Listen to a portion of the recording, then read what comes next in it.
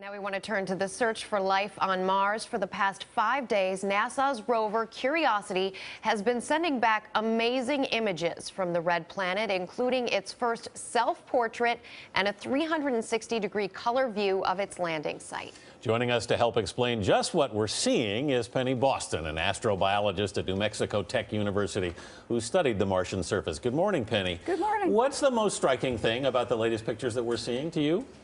How very much it looks like the desert of New Mexico. Yeah, it's a beautiful landscape. I can just think myself there.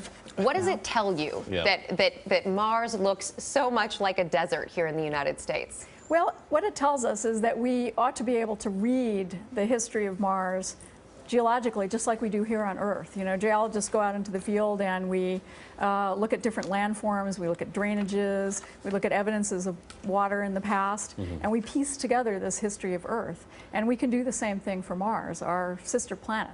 You know, very important to us to understand how planets work because we live on one. Right. Yeah. So what specifically are scientists looking at in these pictures? Well, we're looking at geochemistry, which will come along later in the mission. But the first thing that we can see is really the way the planet is put together. The desert-like surface shows that there's been a great deal of wind action in this area, just like we have on deserts here.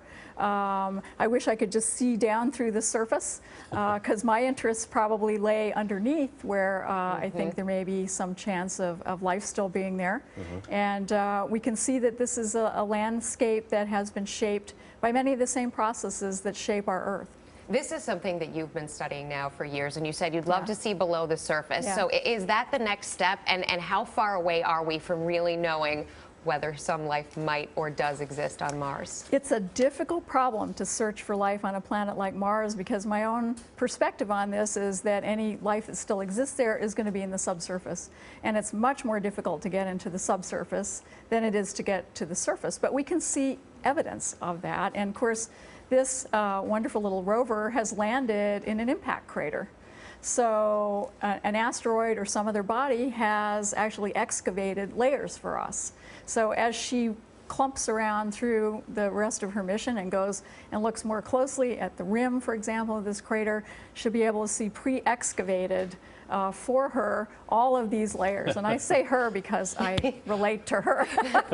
Curiosity. Yes. Penelope Boston. That's right. Thank you so much. Appreciate Thank you very it. much.